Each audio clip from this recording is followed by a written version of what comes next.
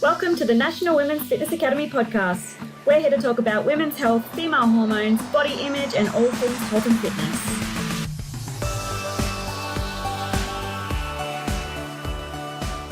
Welcome back, everyone, to the Women's Fitness Academy podcast. I am one of your hosts, Ellen. I am an educator for Women's Fitness Academy and also a binge and body image coach. And today I am here with one of my friends here in Bali, who I met super briefly at Fins first. Fins, for those who don't know, it's like a beach club kind of thing. And one of our mutual friends had like a table, and then I just started talking to you, and then we just connected, and I was like, I love your Instagram, you need to come on the podcast. So my friend Orla, you are a nutritionist and health coach from Ireland, right? Yes. So welcome to the podcast, and thank you so much for coming on. It's pissing down in Bali at the moment. So I was like, when I started raging, I was like, oh my god, no. I know, I was like, we're really doing this, It's rainy season, you have to do what you have to do, like, you can't, like, if you make a commitment, you just have to go with it, like. Yeah, honestly, but someone said that to me the other day, they're like, if you're only going to drive your bike when it's sunny, you're not going to get anywhere. No, absolutely not. I did it last year as well, so I think last year I was coming from Ireland, so anything was better than being in the cold winter rain. Because I was like eased into it this year. I was like, I don't want to be here in the rain. So it's like, feel like a child again, that I'm like, oh, I'll just say it. Like, you can't, you have to go about your business. You know? Literally. Yeah. And like the good thing here, like, it doesn't rain all day. Like in Sweden, it will literally rain like, weeks and weeks and weeks, and you never see it. Yeah, same as Ireland, as well. Yeah. It's because it's so unpredictable here, because you could look at the clouds and like, that's going to be rain. Yeah. And it might be 2 hours and it hasn't rained, like, shit, I should have gone out. Yeah, exactly. Can I curse on this? Yes, God, please. Just making sure. No, go for it. No, and at least here, like, you go here and you're like, I'm so hot, and like, it's literally pissing down, and that would never happen back home. It would be like, you get there and you're like, oh my god, like, give me some fucking fireplace. Yeah. You're like going from melting to soaking wet. It can't be good, I feel like. No, I think that's why everyone's sick all the time. Like, so many of my friends just think, like, I've been battling like sickness to sickness ever since I got here. It's just, the weather is just, hopefully we'll see the end of it soon. No, but it's not all glamour. This is the thing, people are always like, oh, you're living your best island life, and I'm like, yeah, but there's the downfall as well. Oh man, if they only knew. Like, I don't know if this is Canggu though, because I feel like Uluwatu always looks sunny. So much nicer. Yeah. And you just came back from, is it Nusa Penida? What did you go? Yeah. And that looked super beautiful in sun as well. Yeah, but like ages ago. Oh my god, anyone is coming to Bali, you need to visit Nusa Penida, and it's so nice, because I think when you're in Canggu, it's so much like a hustle and bustle, like a city life. So easy. Traffic kills my soul, brings out the ego for sure. But Nusa Penida was just such a nice little breakaway. Like, it's really peaceful. And it was like proper island life. So it's definitely worth a visit. Yeah, it looked so nice. So, can you drive scooters and stuff there? Yeah. They're very, very unsafe scooters. I think if you try it, the brakes don't work. But it was, in a way, it was good for some of the girls to learn to drive there, because there was not much people on the roads. You could drive a lot slower. You know, the pace of life was slower there. Yeah. Whereas here it's like Mario Kart. It's like people driving up on the curbs, dodging traffic left, right. Like, there's no safety at all. No, definitely not. Like, this morning I was driving to the gym, and like, it's just something. It's like a busy road up here, and it was cars, like double lane cars, and then it was 3-lane scooters up on the sidewalk. I know, that annoys me, because you're like, where do you think you're going? Causes more trouble. It's like, so people tried to go past me, and you know, in Bali, they're literally carrying their whole house in the scooter. Like, they were carrying like all these big water bottles, and then they have a child in front of it and the dog in the back, and it's like, are you going past me in this sidewalk? And holes in the sidewalk. And they do it, it's like professionally. Like, I can't even bring my shopping in the front, and they like the whole house and the kitchen sink there. I don't know how they do it. I know, and it's like the Gojek drivers. Every time I get on the back of a Gojek, so the Gojek driver is like, I guess it's like Uber but on a scooter. Yeah. And they literally just like, every time you go on the back, they just go up on the sidewalk and then down and then around the tree, and then just like they just have no care in the world. I was like, how do you do this? Like, and especially when people have been drinking and they're like, whoo, in the back. I know, that's where it gets dangerous, yeah. Yeah, but I'm so glad that people, like, please, if you come to Bali, take a Gojek because, don't drink and drive. Like, No, not really. Oh, I've had so many accidents lately from people who, like tourists who've just come here, never driven a scooter in their life, and they're blind drunk, going to Fins or something, and then driving home and being in an accident. Which is awful. Absolutely awful. Don't do it. Please don't do that. Don't it's so cheap to get a Gojek as well. Like, Yeah. why wouldn't you? 11k, what's that, like 60 cents or something? So cheap. Nothing, yeah. So you're in Bali now. So how long have you been here? Just a year now. I was here for 6 months initially, and then I left for 3 months, and now I'm 4 or 5 months here, I think. I can't remember I calculated it the other day. I can't remember if I'll be leaving when it's 5 months or from here 5 months, I can't remember. But yeah, I moved last year. It was something that I've always wanted to do. Like, it was just like my dream life to set up my career, and so I wasn't actually in nutrition at all at the start. I was in the science industry, in the pharmaceutical industry. No way! Yeah, so I was working full time, and it was always kind of like a vision that I had, that I wanted to, live the laptop lifestyle, go visit Bali, go travel the world.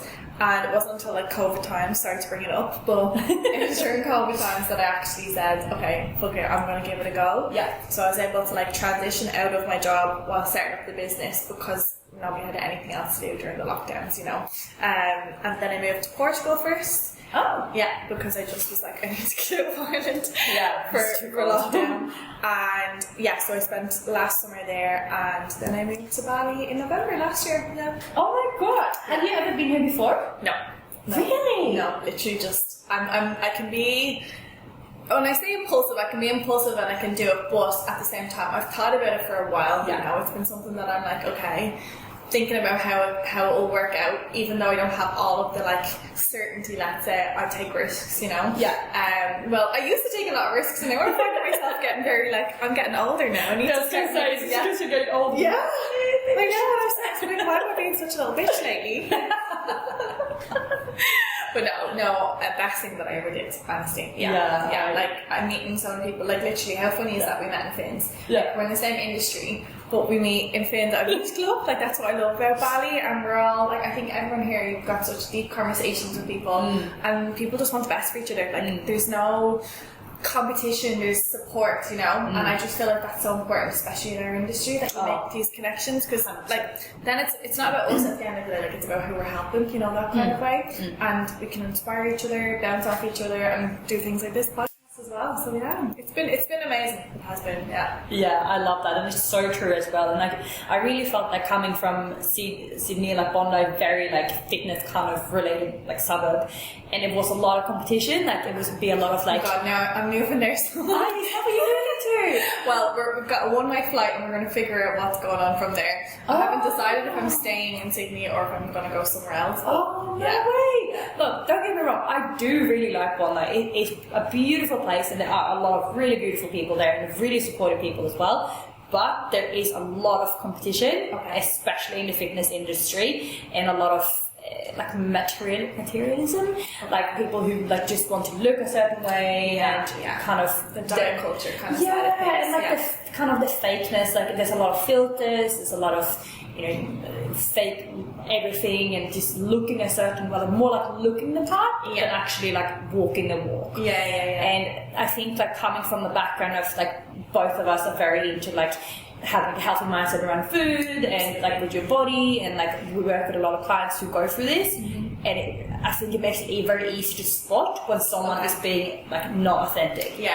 And they might preach like body positivity and like being like healthy with your food and whatever, but then you can see that they're not actually living like that. There's some of that in Bali as well. When I first moved here, I could feel the diet culture, and even though all that I know and all that I like teach with my clients, I still felt myself kind of fall into that trap a little bit. You go into a restaurant and there's like fucking keto pancakes or waffles or whatever, and calories on the things here everywhere. I know. Did not think it was going to happen. I was like, oh my god, it's everywhere. I was like, I have no escape in this. So I eventually started to be like, okay, maybe I'll just go with it for a while and see what happens, because you're in your bikini every day and stuff like that. And then eventually I got to a point where I was like, I didn't even realise that I got sucked into it a little bit. Yeah. It was only maybe like 2 or 3 weeks, but still, in your environment, obviously, it can influence you. Totally. So I didn't realise that I was kind of a product of my environment. But like, I suppose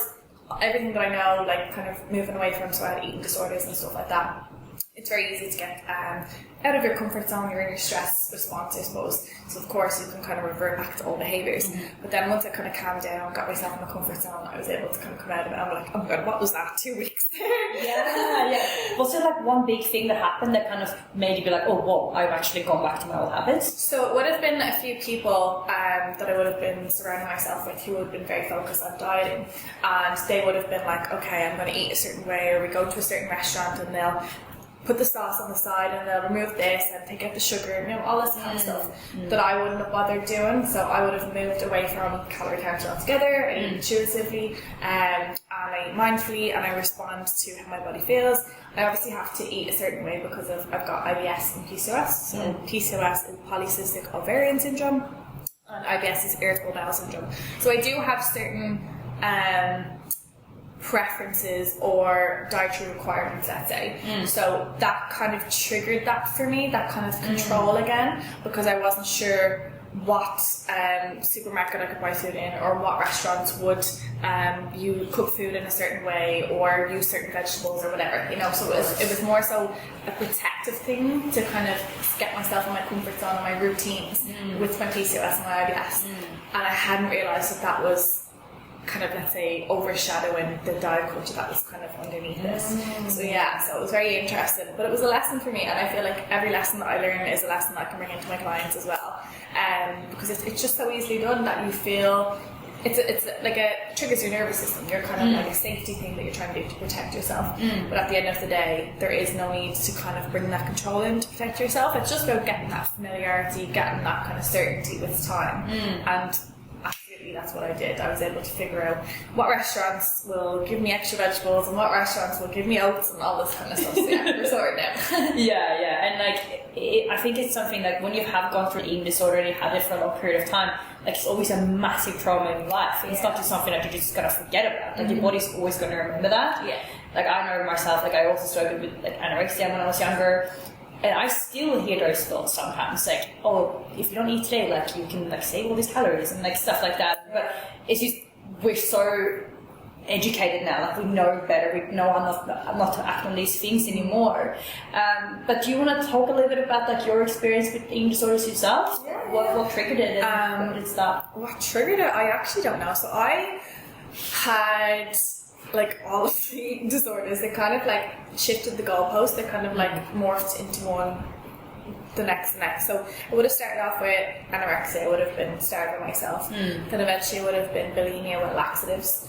Then it morphed into binge eating disorder, and then when I discovered calorie counting, it would have been orthorexia. So we just kind of moved from one to the other. So common, which is nuts. I know, and it was kind of like I was always interested in health. I wouldn't have started off doing a nutrition course. I would have done my science degree first. So I was always interested in the human body, but never actually got to study nutrition until kind of after this. I never even realised I had an eating disorder. Like, never knew I had. Really? Never knew I had an eating disorder. Were people around you aware that something was wrong? No.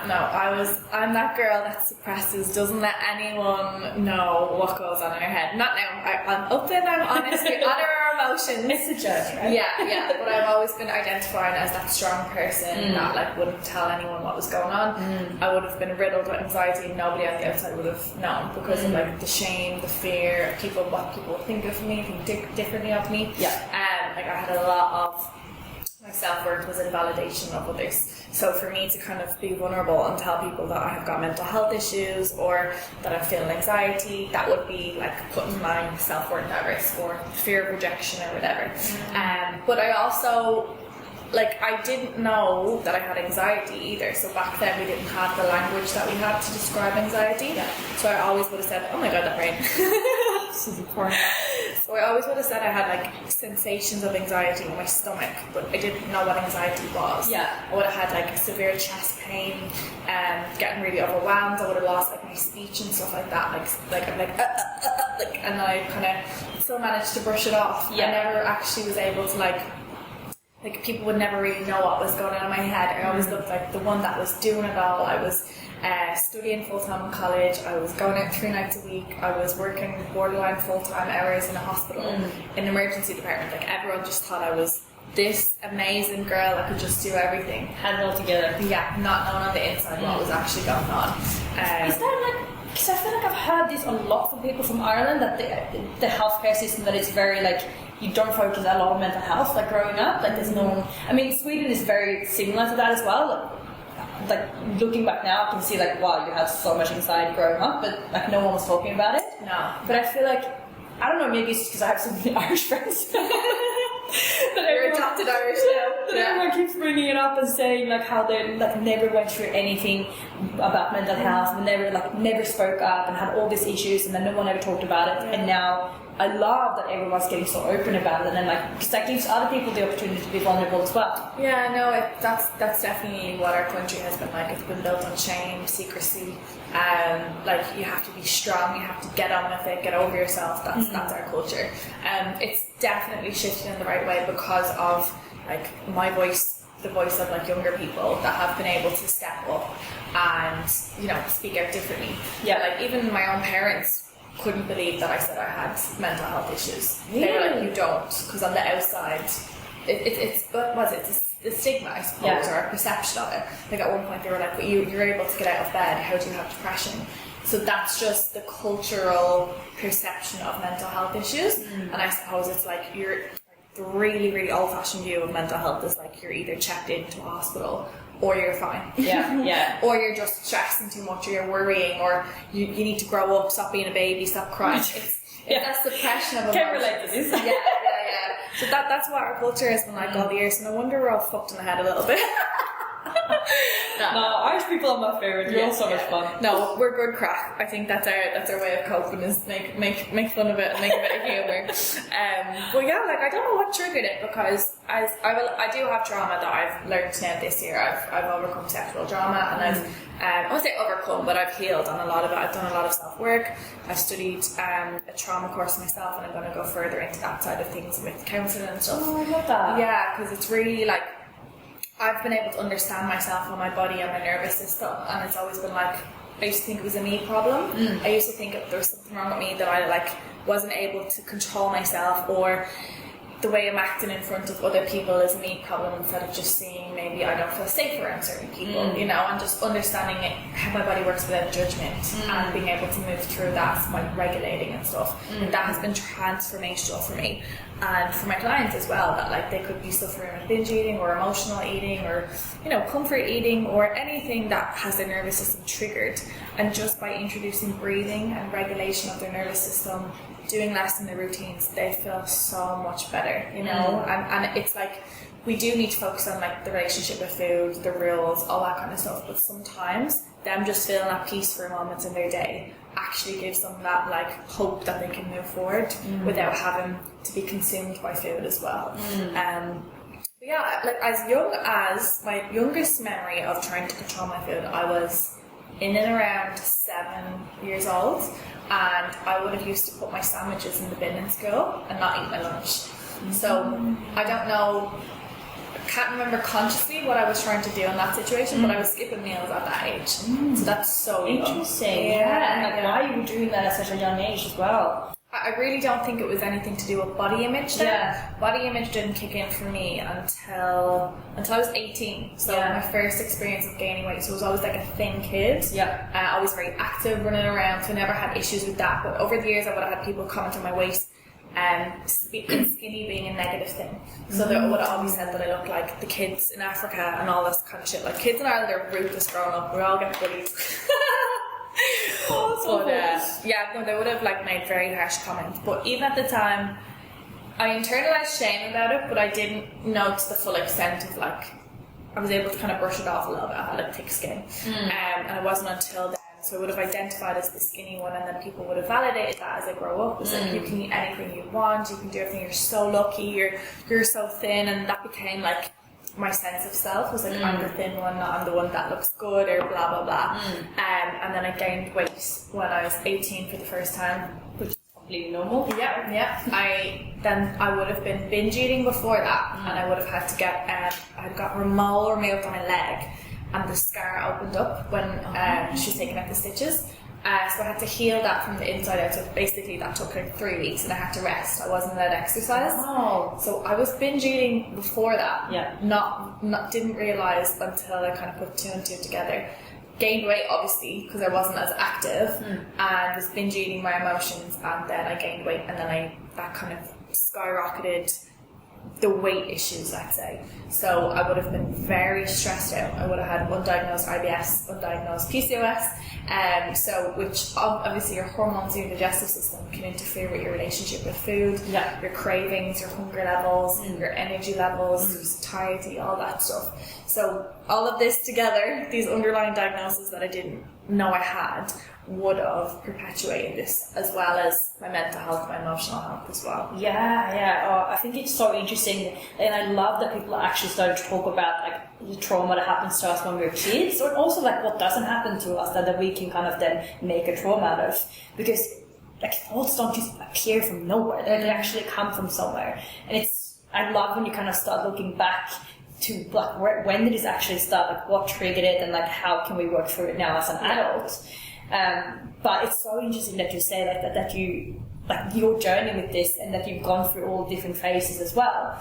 What was the biggest thing that you felt kind of helped you get out of this, and like when did you start the healing process for this? So I would have been very health focused. So like I said, I didn't know I had eating disorders, so I didn't like actively try to move through an eating disorder. It would have been very much like I got a diagnosis of IBS eventually, so I would have been very much focused. So because I had IBS, I had regularly distended stomach, like severe bloating, severe pain, severe constipation, and then obviously that's when the laxative use came in, and that made it worse, and that also made the eating disorder worse. So it was just like a combination of everything. Did you get this like prescribed from a doctor, or because of the bloating and constipation? Yeah. Wow. So I'm very passionate about not prescribing laxatives. Yeah. Because there's no need. It's like doctors, just for anyone listening with digestive issues, like there's so much you can do and that you need to do outside of laxatives. Doctors are only qualified to give you medication, and the only medication they have to support constipation is laxatives. But you need to be looking at your gut-brain connection, your gut microbiome, your stress, your mental health. You need to be looking at fibre types. There's so much, like eating enough calories as well. People don't realise. Like your thyroid influences your gut, the rate at which it moves along. And if you're starving yourself, of course you're going to have slow gut motility.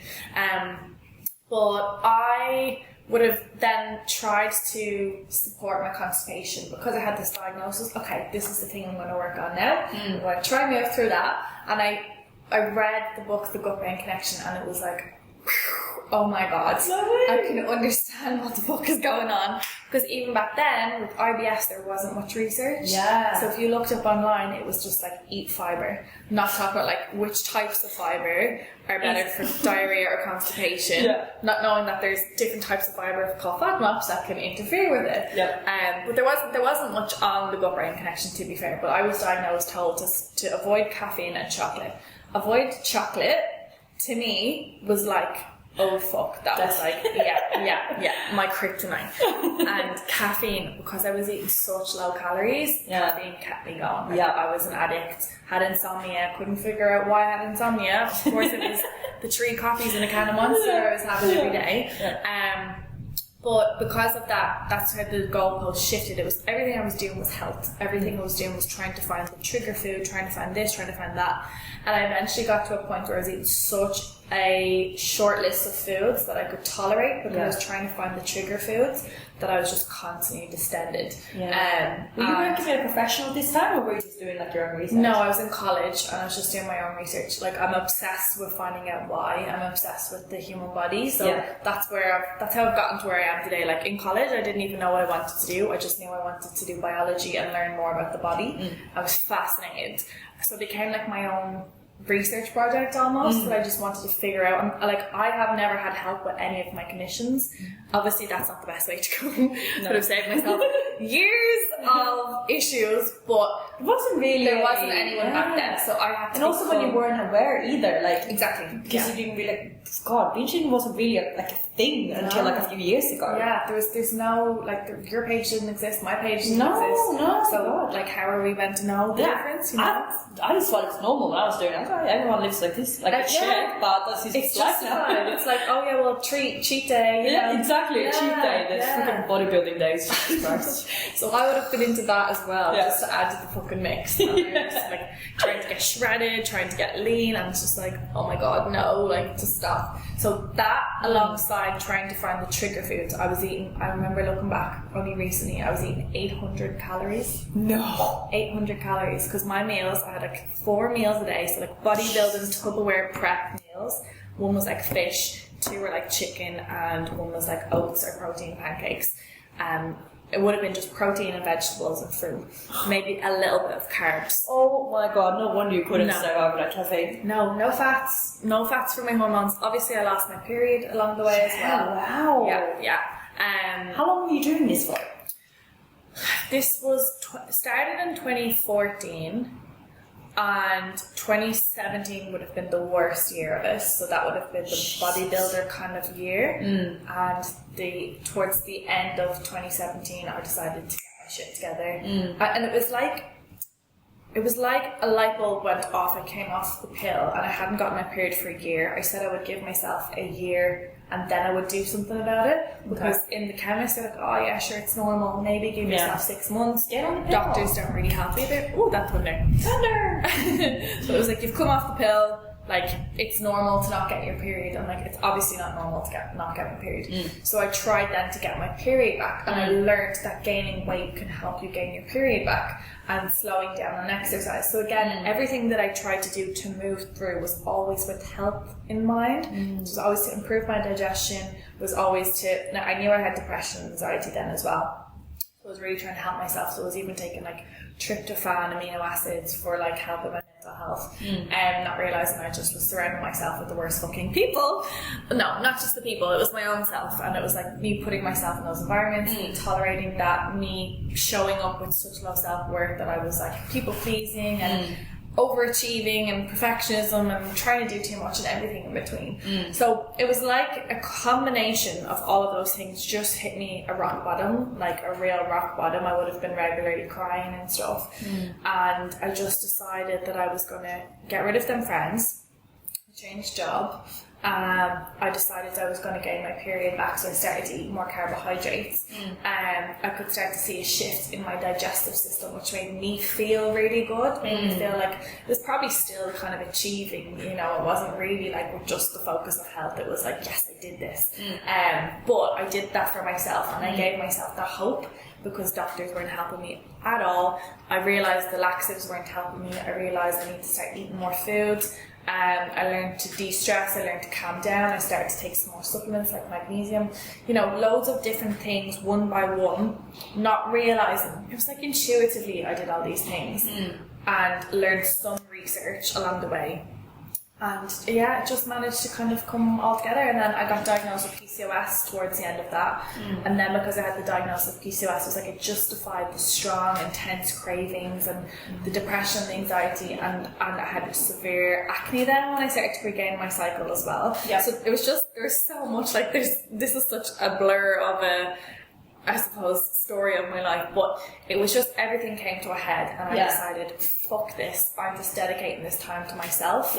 And just help myself move through it. And it wasn't until, so 2018 was a year that I was like thriving, absolutely thriving. I moved away from calorie counting. I was eating intuitively. I had energy. I was, you know, I could actually lift dumbbells over my head because there was, you know, I was eating carbohydrates. I just felt so much better in myself. I was finishing college. I learned as well that one of the times for my exams at Christmas, I realised that once I gave myself permission to take a break from work to focus on my final year exams, that I actually was able to get my period back just for that 1 month. So I made that connection then as well. Yeah. That when I slow down, when I stop stressing, when I'm not doing too much, Yeah. that helps me get my period back. Now, Yeah. I didn't get it back for another 6 or 7 months after that, but it was like all these connections I was starting to make about stress, the gut-brain connection, everything, that just really helped me, and I just, now I'm so passionate about that because I want to help other women with this, to not go through, like, that was like a good 5 years of my life from the time of not being diagnosed with IBS, not being diagnosed with PCOS, having different eating disorders, that if I had someone like myself or yourself in my corner,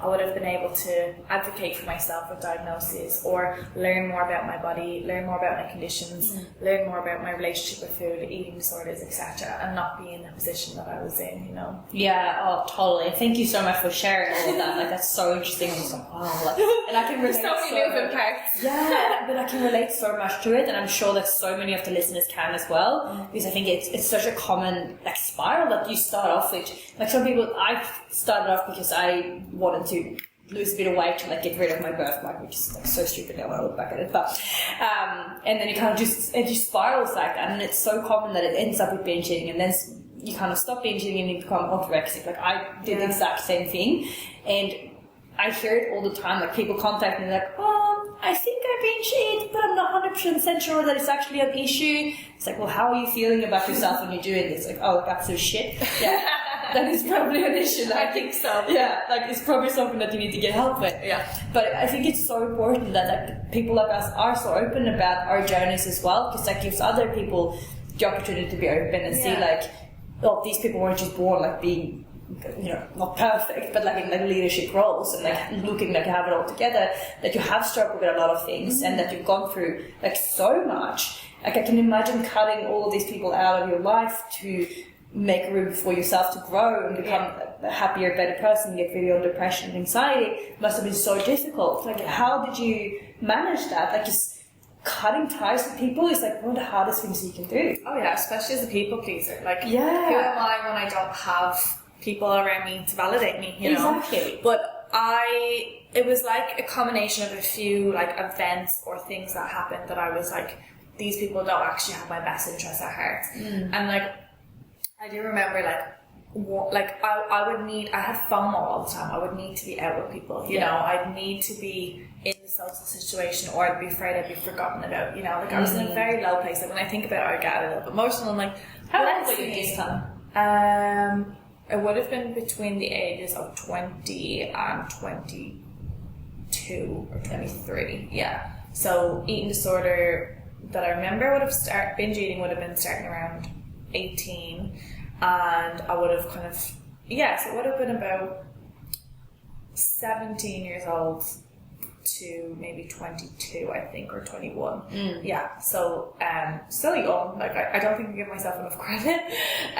But I remember, like, a Halloween night that nobody was doing anything, and I was stuck in my house on Halloween night, and I felt so lonely. And it was like, I was afraid to be alone with myself, because I thought aloneness is loneliness, and it's not. So over the years, I've been able to, like, reconnect to myself and actually end up loving myself, liking myself.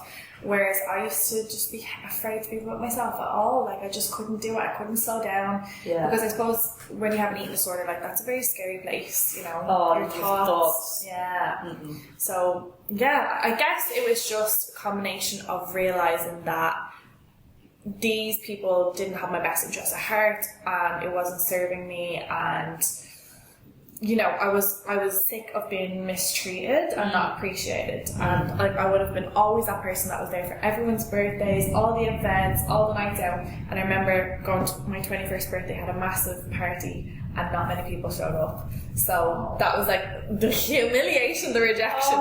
But it was what I needed. It was really what I needed to realise that, no, you're an overgiver, you're a people pleaser, and you expect that in return, but you're not going to get that in return from everyone. So you need to protect your energy. You need to realise that you don't need, like, quality over quantity, you know? And that's really what I was missing out on, was that quality of connection. Yeah. And that's what makes you feel lonely as well at the end of the day. Yeah, 100%. And, like, I think there's so many people who struggle with this, and struggle with, especially with FOMO, And FOMO with food is something that I see a lot. They're like, oh, well, if it's, I don't know, Christmas and I don't eat this, like I feel really bad, like I'm missing out. It's like, you can eat this food at any time. Like you can make a roast on like Wednesday night if you want to. It doesn't matter. Yeah. But like you said, it comes down to the end of the day having that connection with yourself. Because if you're truly connected with yourself and feeling confident, secure within yourself, you're never truly alone. Yeah. Like you should be your own best company. But I think being here,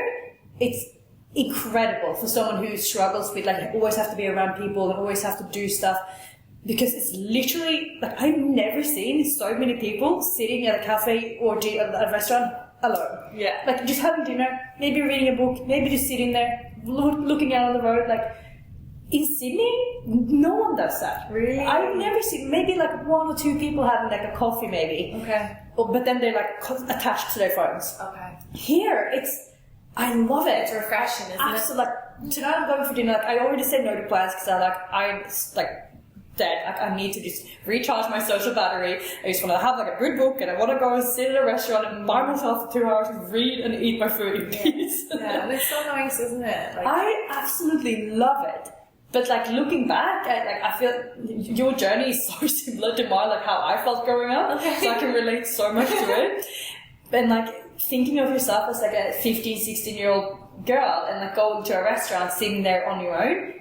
Absolutely not. People would slag it. They'd like, you'd be an absolute loser. So like that's for anyone that's kind of struggling with that. If you are a people pleaser or you're like attached to being around people, doing things alone will actually help you. Like I remember starting to kind of bring myself out alone, whether that was going for walks, whether that was going to the gym, whether that was trying to book in to go to like some conference. So I realized as well that like I had this interest in the health industry and wellness, and I would have tried to go to these things, or I would have even started out bringing my mum, I was like, if I can't get these friends to go with me and they're not really my friends, I'm going to start trying to do these things for myself. Yeah. And you get confidence in yourself. So a lot of people think, I can't do this because I'm not confident. You get confidence in action, you get confidence in baby steps in the right direction, and that's where you really get to understand, okay, that was out of my comfort zone, but I didn't die. Yeah.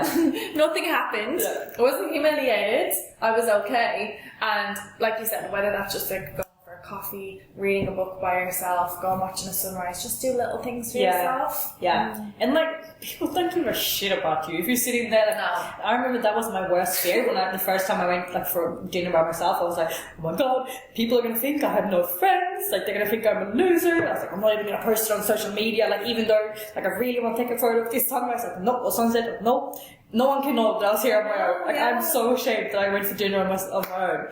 But it's like, what do you have to be ashamed about? I know. It's freaking amazing that you can go for dinner or breakfast or coffee or whatever. It's empowering. It's inspiring. Like, and the amount of people that would respond to my stories and stuff being like, I can't believe you do that. That's amazing. I want to do that.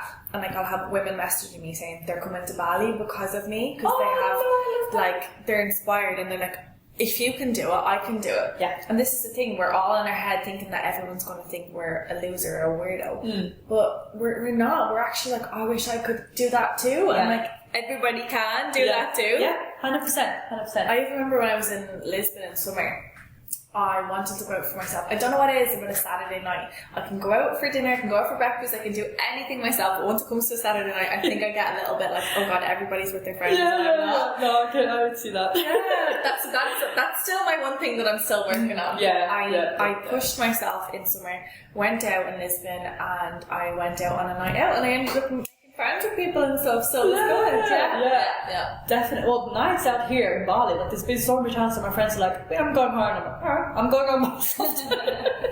Well, I guess it definitely does help that we are in such a freaking amazing place, and like literally you will barely ever meet anyone who's rude. Like most people that you meet here are like, yes, let's be friends, like, let's hang out, let's go for coffee, and like no one even thinks that's just normal. That's what people do here. Because so many people travel here alone and they have to be, oh, can I come for this dinner? Like, is it alright if I also come and tag along to the beach? Nice, isn't it? Yeah, and when would you ever get a no? No. Like, honestly. And also, if you do, like, Alright, cool. Yeah, it's like a boundary thing for someone's energy rather than like, no, you can't hang around. Yeah, exactly. It's about them. Like maybe they really want to hang out with this person alone today, and that's why you can't come. Or maybe they just want to really like. It's not about you. It's about them. Yeah. So when you start just feeling comfortable on your own, then just go for it, girls. Like if you want to move to Bali, if you want to move to Sydney, if you want to move to Europe, Ireland, or Sweden, I don't know, go for it. But I also really want to talk to you about your PCOS because hormone-related questions, something I get all the time, and I'm freaking not an expert about this at all. So I was like, oh, thank God, someone who's a pro on this stuff. Expert. Yeah. And it's so funny because I'm like in my like luteal phase at the moment, so I'm like about to get my period, and this morning I woke up and I was like, I feel like I've been hit by a fucking train. Like I'm so tired, I'm so hungry. Just had like 4 pieces of bread for breakfast. And I was still like, I'm still fucking starving. Like my stomach feels like it's gonna eat itself. So I was like, this is perfect timing to bring on like an expert on the show. So when did you get diagnosed with this? Because I don't know if it's just because people are talking about it a little bit more, or like, I don't know, because I feel like recently there's been so many people diagnosed, but maybe it's just people are becoming aware of the issues now. I'm not sure what it is. 2 things is the pill, and then again, lack of awareness. We weren't sure what it was, so people are getting diagnosed now. I also do think it is to do with our lifestyles that is triggering it. Like there could be a genetic element of it, but our lifestyles, our stress, our inflammation, not being able to support our gut health, the mind-body connection, not balancing your blood sugars, skipping diets or skipping meals from diet culture. All of that can influence and drive PCOS. So for anyone that doesn't know, just for support with diagnosis, which is something I have to fucking advocate with my clients for. Like, and it should not be that way. Like, I have to read blood tests, I have to go back to them and like, technically, as per this criteria, you do have PCOS and blah blah blah.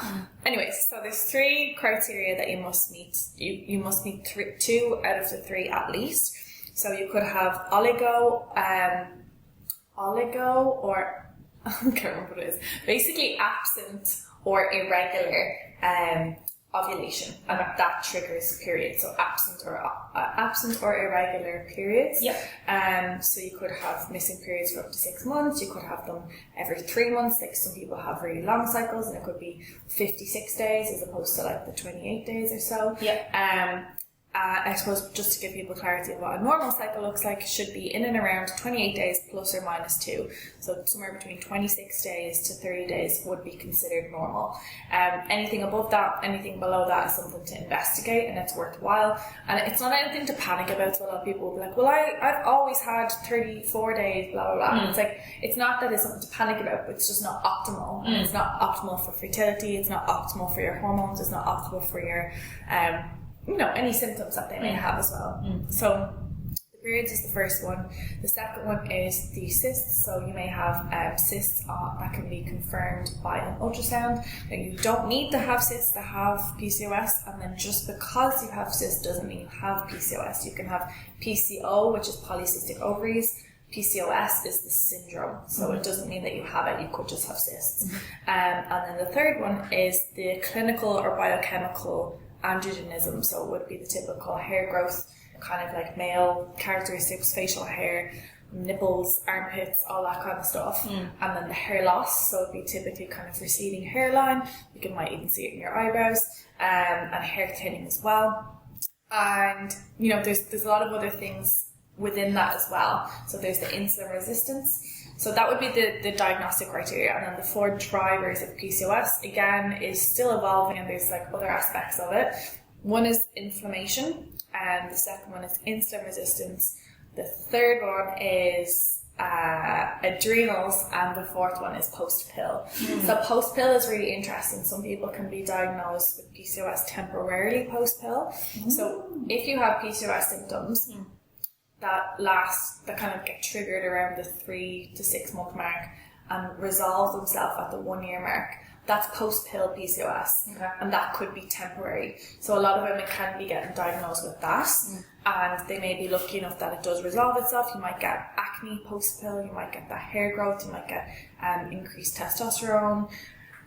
sweating, those cravings, low energy, fatigue, all of that can arise from coming off the pill. Because the pill suppresses your natural hormones, it does take a little bit of time for them to kind of rise back up and function optimally, and in its place then what will happen is you'll have an increase, so almost like skyrocketing androgens from that coming off the pill. So it's really important that you support that nutritionally, with supplementation, with kind of lifestyle behaviours and habits with your nutrition as well, to prevent it from being as severe as it was. So that was an element of something that was affecting me at the time, was coming off the pill.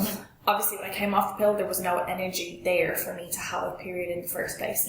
So amenorrhea is something that if you're over-exercising and under-eating, high stress as well, that can be something that you lose your period from.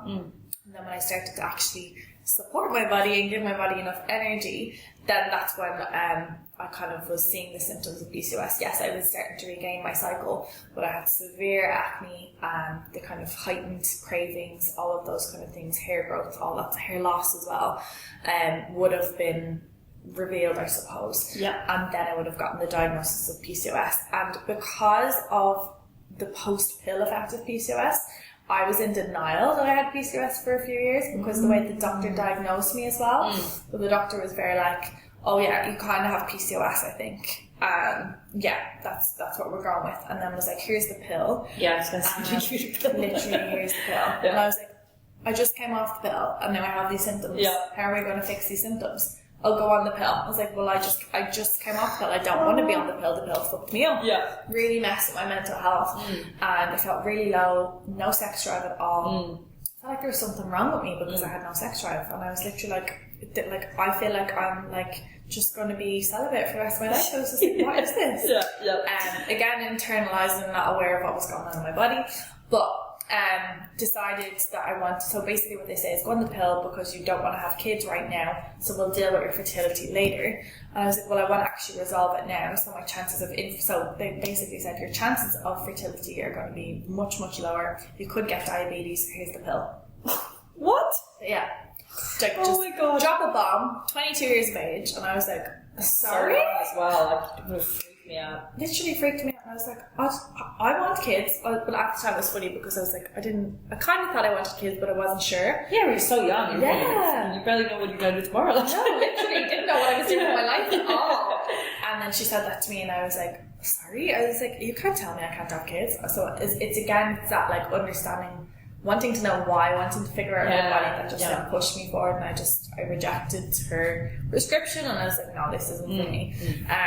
And yeah, I kind of figured out a little bit of PCOS. Again, the research wasn't all there when I was on my journey. But then eventually I kind of didn't consider myself to have PCOS because I had come to a place of feeling much better in myself. My acne died down. I just thought like that was a temporary diagnosis. And it wasn't until I got really stressed then that like it all flared up again, and I was like, okay, fuck, this is something that I need to deal with. So the adrenal side of things is your stress. So like for hormones, stress is so important, girls.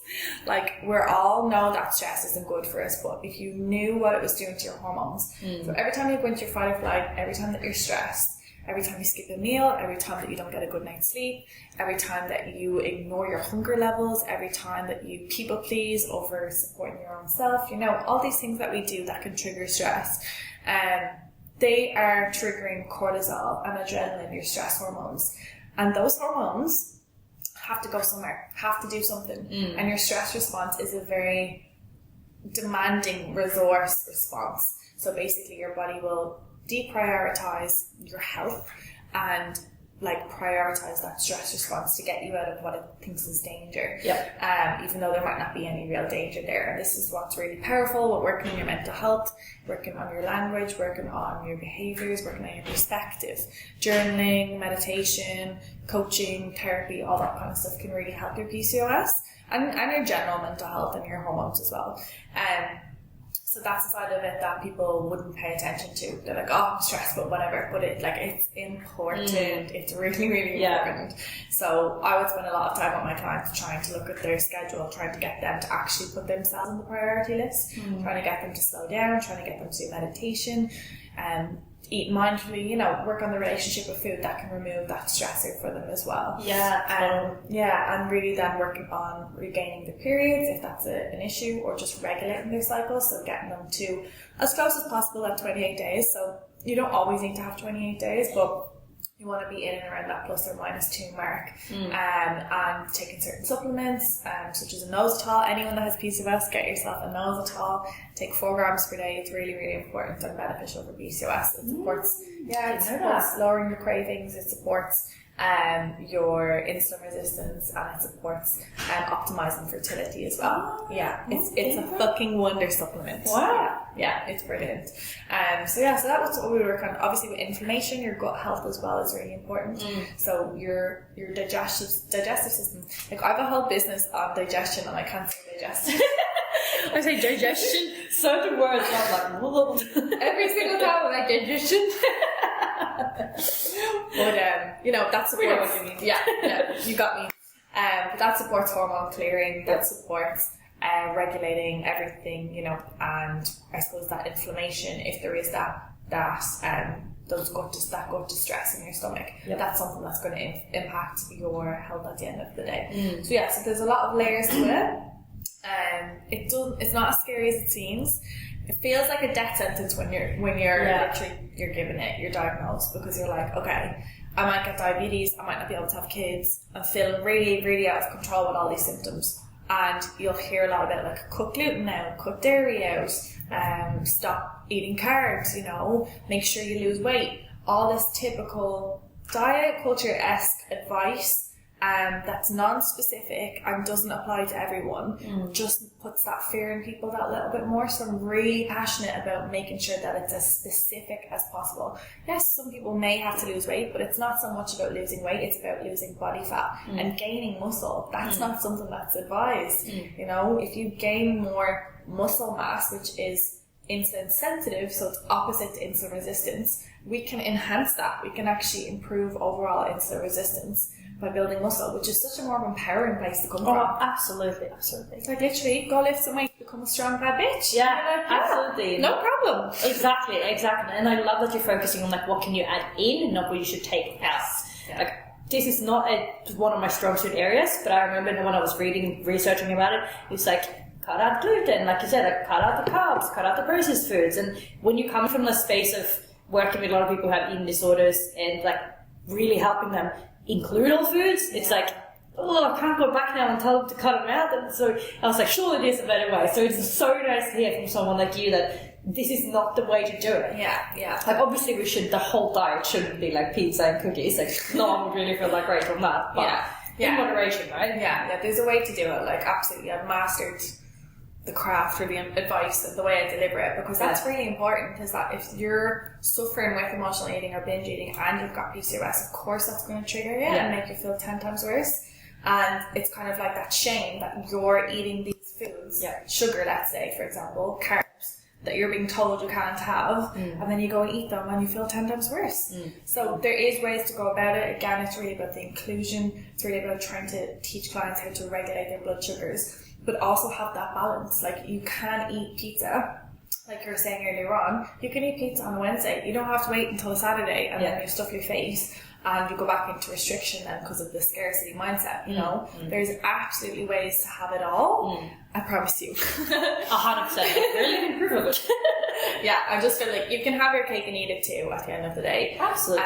When you work with the right coach. And I would have, like, a lot of clients come to me working with the previous coaches and they would be like borderline traumatized because of the approaches. Like, with PCOS, your metabolism can be adapted.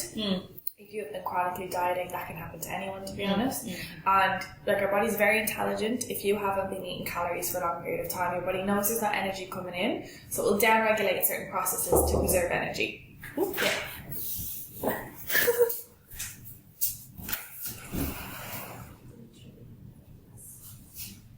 Oh, we have it for an hour, so 8 more minutes. Sorry for the interruption, guys. I just had to cut that out. But yeah, your body can down-regulate to preserve energy, basically, at the end of the day. So, you know, people will typically say, okay, because their calories, their metabolism has adapted and it's really low, to make them in a calorie deficit, put them on really, really low calories, and that's not how it should be. It should be bring your hormones back up to where they should be, bring your metabolism back up to where it should be, and then look at calorie deficit and look at that kind of side of things. Not make them 10 times worse, because of course that's going to be physiologically, they're going to be hungry as fuck. Of course. And it's also a matter of just like normal human like psychology. Like if you tell yourself you can't do that, like don't push the red button, all you're going to want to be doing is push the freaking red button. Absolutely. And same thing goes with your food.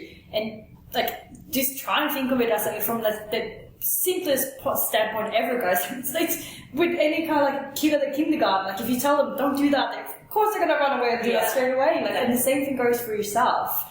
And make sure to do work with someone who is specialized in this. The amount of times I get people like, my PT told me this. I'm like, does your PT actually know anything about this kind of stuff? Like, work with a professional, do your research, and make sure that you can actually connect with this coach and look at their results with their other clients and like what they're about. There's so many amazing people out there that you don't have to just settle for the personal trainer down the garage down the road. Yeah, and they can cause a lot more harm than good. Way more. Yeah, it's very important. We've just been interrupted because apparently we're almost run out of time, and I can see that we're now. Oops. That's what happens when you have a good chat. Yeah, absolutely. It's been an absolute pleasure having you on. We will obviously tag you in the show notes, but where can people find you? Yeah, so you can find me on Instagram at The Health Hun. I have a website, www.thehealthhun.com. I have a podcast, The Health Hun Podcasts. You're sensing a theme going on here. But yeah, I'm on TikTok as well. I'm only starting on TikTok, so maybe in a few months that'll be a bit busier. But yeah, mostly Instagram, trying TikTok, and I've got my my podcast as well. Amazing. Well, guys, as usual, please take a screenshot, tag myself, tag Women's Fitness Academy, tag Orla. We love to connect with you guys, and it just makes our whole day when you put it out there. We can just say thank you so much for listening. Otherwise, you're just a statistic, and we want to know who's listening. What do you think? So thank you again so much for coming on, and guys, enjoy the rest of your day. Bye.